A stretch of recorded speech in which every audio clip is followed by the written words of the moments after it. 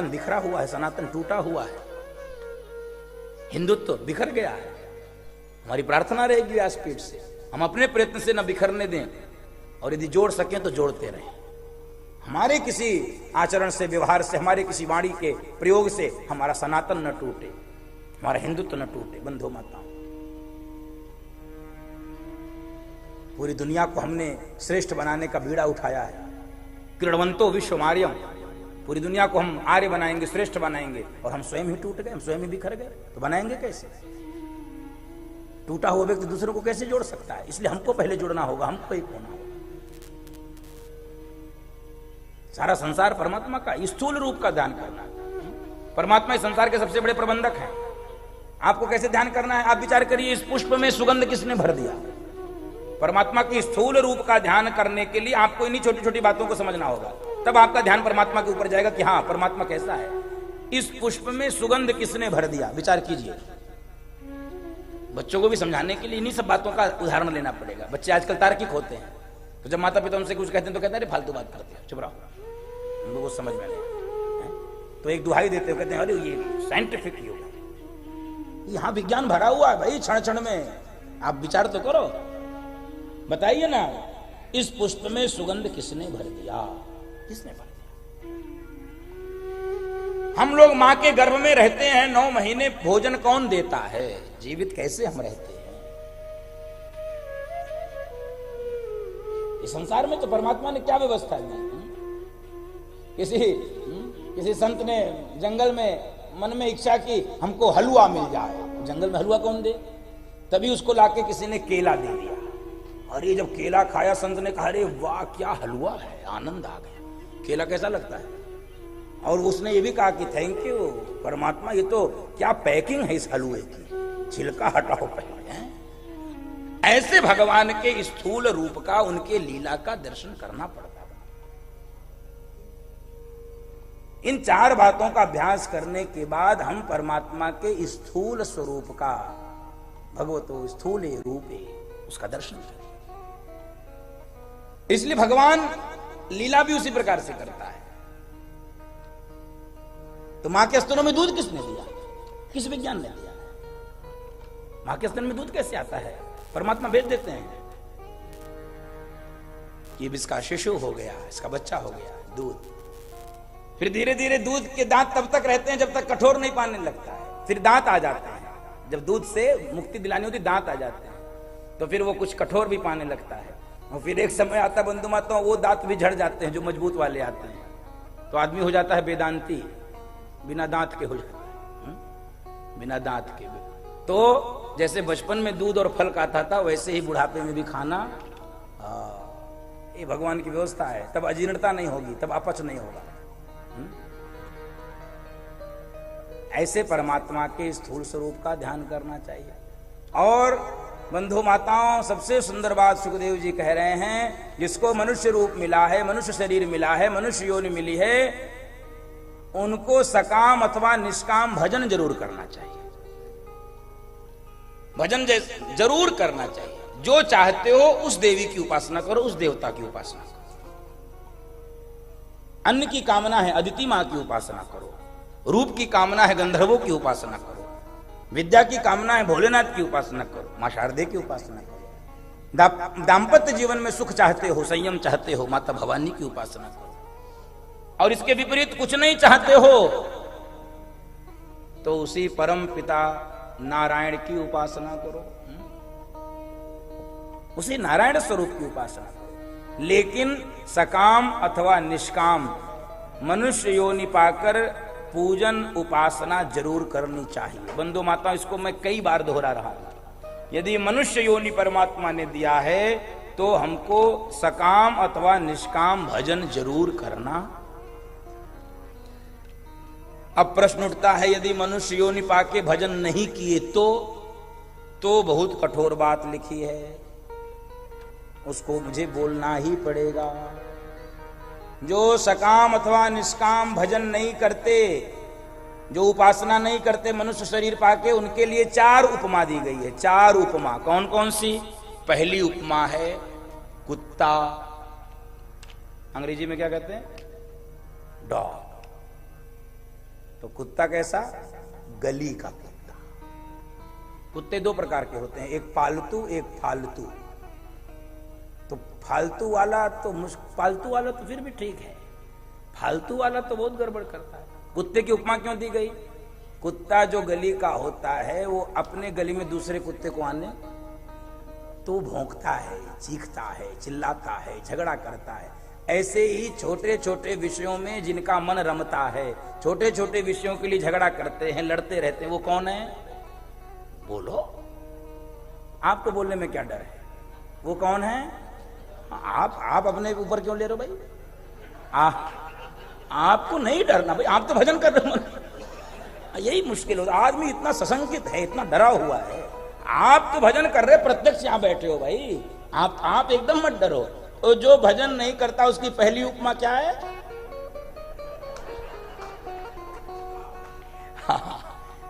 तो विषयों में जो रमण करता है, विषयों में रमा रहता है, वो कुत्ता है। दूसरी उपमा क्या है? दूसरी उपमा है बिटवारा, यानी जंगली सुअर। जंगली सुअर क्यों आए? हम लोग बोल भी नहीं पा रहे, दोहराए। जंगली सुअर क्यों है? उसको कुछ भान नहीं, उल्टा सीधा अचड़ा कचड़ा कुछ भी मिल जाए उसको पेट में भरता रहता है। ऐसे ही जिन जीवों को ये विवेक नहीं है क्या खाना है क्या नहीं खाना है, पेट भरता ही नहीं है, खाद्य अखाद्य में कुछ भेद ही नहीं है। दरिद्र उसको नहीं कहते बंधु माताओं जिसके पास कुछ नहीं है, दरिद्र उसको कहते हैं जिसका पेट बहुत बड़ा है। सतु भवति दरिद्रो यस्य तृष्णा विशाला, जिसकी तृष्णा, जिसकी भूख बड़ी होती है उसको क्या कहते हैं? दरिद्र कहते हैं। तो दूसरी उपमा है बिटवारा, जंगली सुअर, भरते ही रहते भरते रहते भरते रहते, कुछ भी विवेक नहीं, कुछ भी भान नहीं है। और तीसरी उपमा है गर्वेण तुंग शिरः, ऊंट। ऊंट आप देखे होंगे नीचे नहीं देख के चलता है। थोड़ा मान मिला, थोड़ा पद मिला, थोड़ी प्रतिष्ठा मिली, थोड़ा धन मिला, थोड़ा रुपया पैसा मिला, थोड़ा यश मिला, थोड़ा वैभव मिला, थोड़ा कीर्ति मिली, थोड़ी जय जयकार हुई तो आदमी फिर नीचे थोड़ी देखता है, तना रहता है। माता पिता भी आ जाए तो उनके सामने भी नहीं झुकता, ऐसे कह देता है हेलो मम्मी हेलो।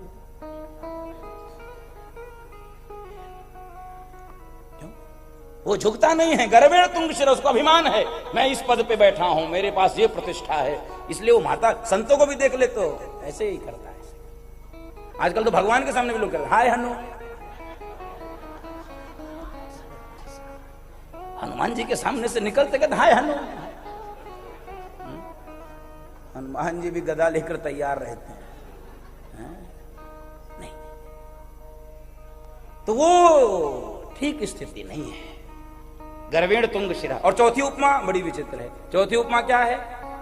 गधा। चौथी उपमा गधा। गधा को और अच्छे से बोलिए, गधा। अब अच्छा लगता है गधा। गधा से तो लगता है कोई बहुत बढ़िया आदमी है, बढ़िया कोई जीव है गधा। गधा। गधा क्यों बोला?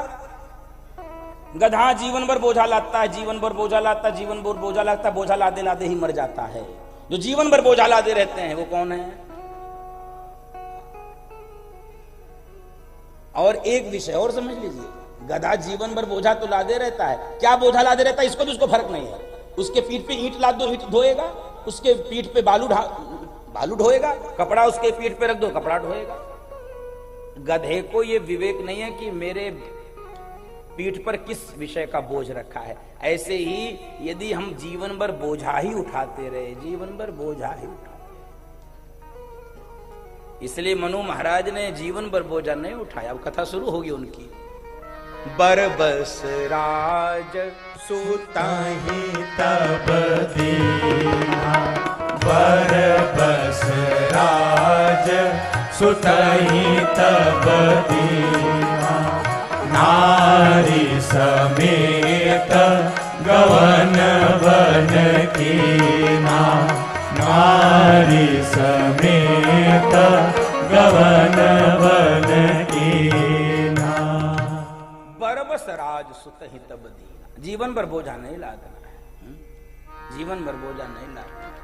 तो जिनको मनुष्य शरीर मिला है, मनुष्य योनि मिली है, उनको भजन करना है सकाम अथवा निष्काम। छोटे छोटे विषयों में लड़ना झगड़ना नहीं है, उल्टा सीधा पेट नहीं भरना है, अभिमान के नाते सिर ऊंचा करके नहीं चलना है और जीवन भर बोझा भी लादना नहीं है। तो एक समय के बाद बोझा उतार दीजिए, बहू बेटों पे भरोसा कीजिए, बाल बच्चों पे भरोसा कीजिए। जीवन भर तिजोरी की चाबी अपने जेब में मत रखिए। जीवन भर व्यवसाय हम ही चलाएंगे, जीवन भर गद्दी पे हम ही बैठेंगे, जीवन भर हम ही करेंगे। एक काम और करना है। 60-65 साल से जो ज्यादा हो गए हैं, कितना कह दूं, 65 कि 60, जो कहो ऐसा, मैं 5 बढ़ा दूं। 60 ठीक बहुत है, अच्छा ठीक 60। हमको क्या, हम तुम्हारा नुकसान होगा, हम तो 5 बढ़ाने को सोच रहे थे। चलो 60 वर्ष जिनकी आयु हो गई, बोझा उतारिए और बोझा उतार के बहू बेटों पे भरोसा करिए। और बहू बेटों पे भरोसा करने का सबसे पहला सूत्र क्या है? बहू बेटों के बीच में टांग लड़ाना बंद करिए। दिन भर टे टे टे टे टे टे और टांग लड़ाना बंद कर दोगे, मैं विश्वास से कह रहा हूं, रात में गर्मा गर्म फुलके मिलेंगे, दूध में हल्दी डाल के, मेवा डाल के पका के, बाबूजी दूध लो, और दिन भर टे टे टे। तो जो आवाज अंदर से आएगी मैं बोलूंगा नहीं, बड़ी खतरनाक आवाज भीतर से आती है। दिन भर यदि टेंटे टेंटे करोगे तो ये बुढ़िया मरती भी नहीं तो चाहता बंधो माता। इसलिए बोझा क्यों लाते?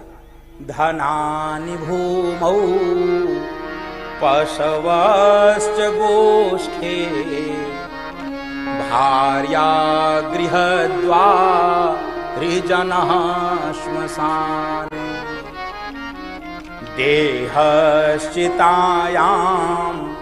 परलोकमार्गे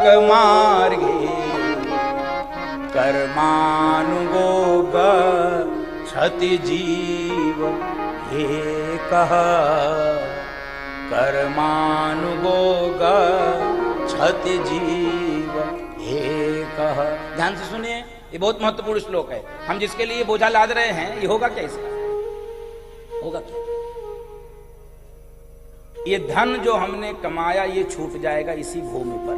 धनानि भूमौ। और जो हमने पशु कमाए वो कहां छूटेंगे? पशुशाला में। और हमारी पत्नी कहां तक साथ देगी? घर के दरवाजे तक। भार्या गृहद्वारी। और ये सगे संबंधी रिश्तेदार कहां तक साथ देंगे? शमशान तक। और ये शरीर जिसको इतना क्रीम पाउडर लगा के चमकाया हम लोगों ने, ये कहां तक साथ देगा? देहश्चितायां, ये भी चिता तक ही साथ। तो इसके आगे कौन साथ देगा? इससे तो आगे भजन ही है साथी, हरि के भजन बिन अकेला रहेगा। इससे तो आगे भजन ही है साथी, हरि के भजन बिन अकेला रहेगा।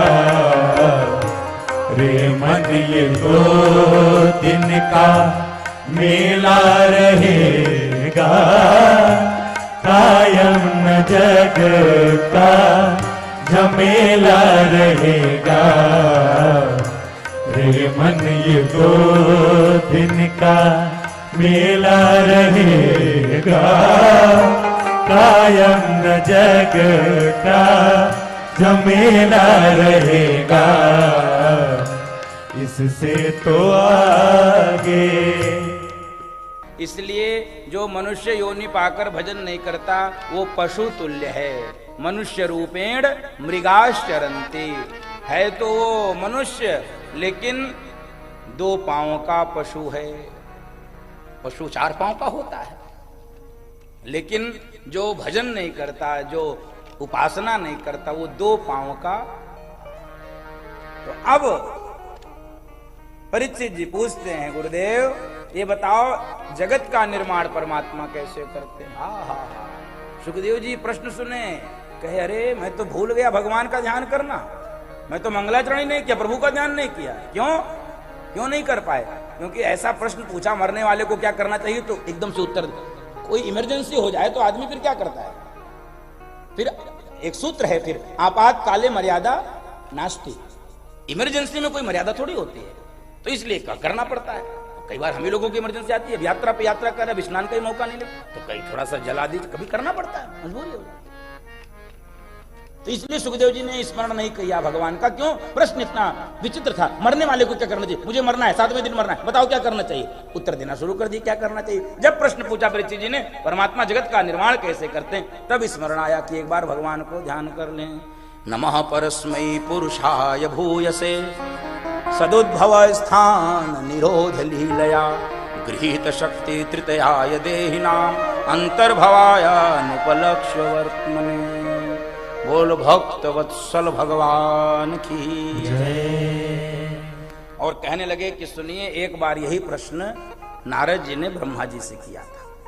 एक बार यही प्रश्न देवर्षि नारद ने अपने पिता ब्रह्मा जी से किया था कि इस सृष्टि का निर्माण भगवान कैसे करते हैं। तब ब्रह्मा जी ने बताया था। एक दिन ब्रह्मा जी ध्यान लगाकर बैठे थे, ध्यान लगा। नारद जी ने कहा कि पिताजी, सारे संसार को आप बनाते हो तो आप किसका ध्यान लगाते हो? आपके भी ऊपर कोई है क्या? तब ब्रह्मा जी मुस्कुराए, नारद, सारे संसार को मैं बनाता हूं, लेकिन मुझे बनाने वाला कोई और है, उसी को हम लोग कहते हैं नारायण। उसी को हम नारायण कहते हैं बंधु माता। ब्रह्मा जी कह रहे हैं हमको बनाने वाला नारायण। तो कैसे बने आप? कैसे इस जगत का निर्माण हुआ? कहे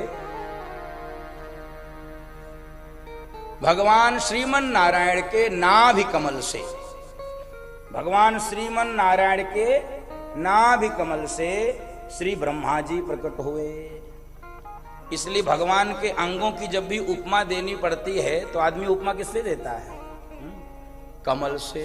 क्यों? क्योंकि कमल पहले से ही प्रकट था, कमल पहले से ही प्रकट था।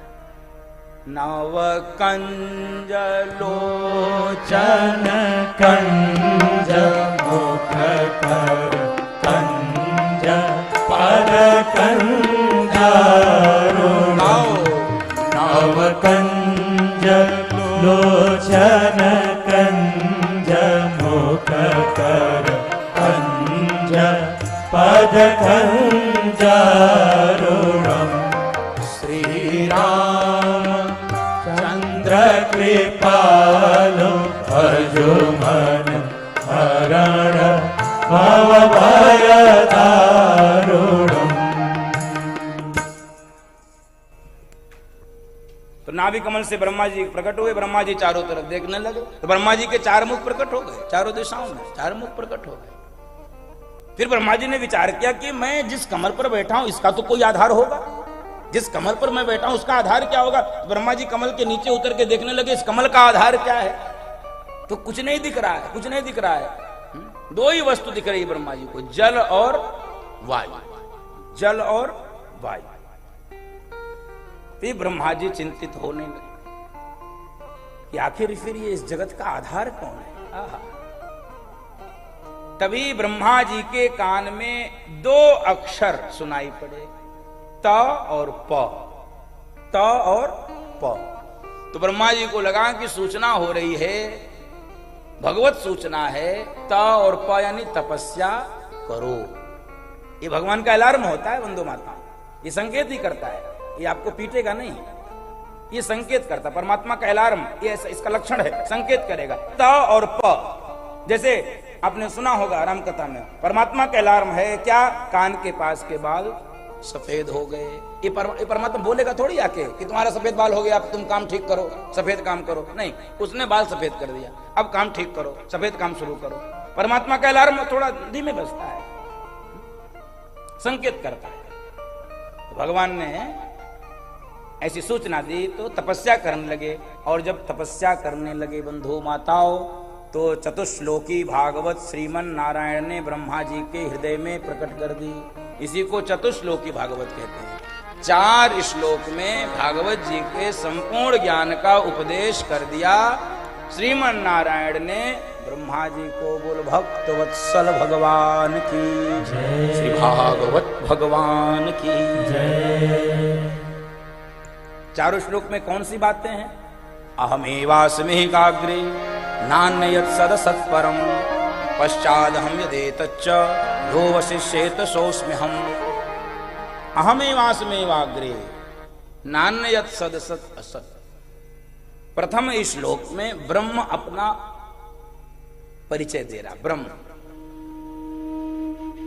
यानी इस संसार के पहले भी मैं था और बाद में ही मैं रहता हूं, और इस सारे संसार को मैंने बनाया है। ये जो भी कुछ दिख रहा है इसको मैंने बनाया है। तो ब्रह्मा जी ने प्रश्न पूछा होगा कि बनाया किससे? भाई मिस्त्री बिल्डर ये बनाए आपकी सोसाइटी क्लियो काउंटी, तो किससे बनाए? सीमेंट लगा होगा, ईंट लगा होगा, सरिया लगा होगा, मजदूर लगे होंगे। परमात्मा ने ये संसार कह रहा मैं बनाया। अहमेवास्मिकाग्रे नान्य सद सद। पहले भी मैं था, बाद में भी मैं हूं। मैंने ही संसार को बनाया। बनाया कैसे? तो उत्तर मिला है, बनने वाला भी मैं हूं और बनाने वाला भी मैं ही हूं। इस संसार में मैं ही हूं। इसलिए उपनिषद कहता है सर्वम खलु इदम ब्रह्म।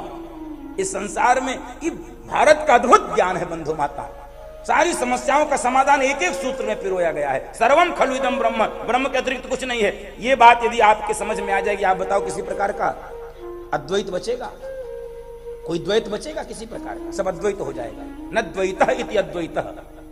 जहां पर द्वैत नहीं वही अद्वैत है।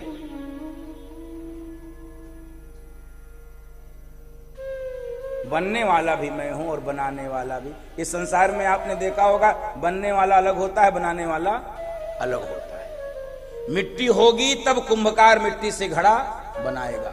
सोना होगा तब ज्वेलर उससे आभूषण बनाएगा। बनाने वाला होता है निमित्त कारण, बनने वाला होता है उपादान कारण। दर्शन की भाषा में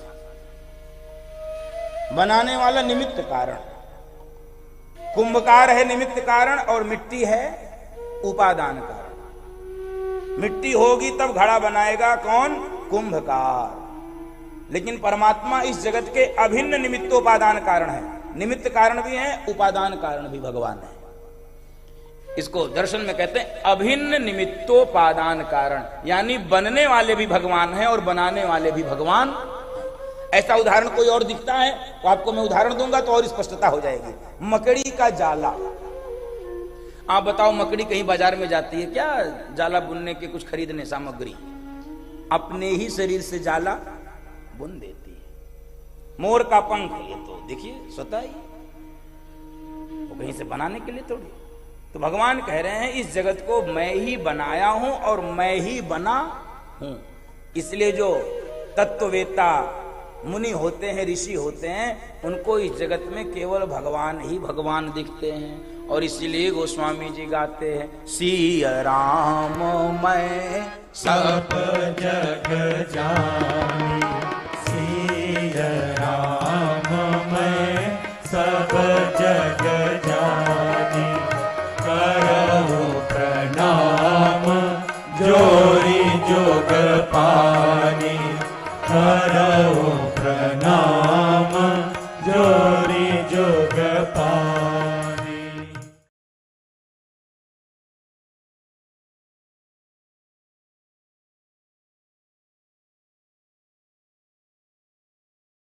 आनंद टीवी से जुड़ने के लिए आप हमें व्हाट्सएप करें 9277395752 पर।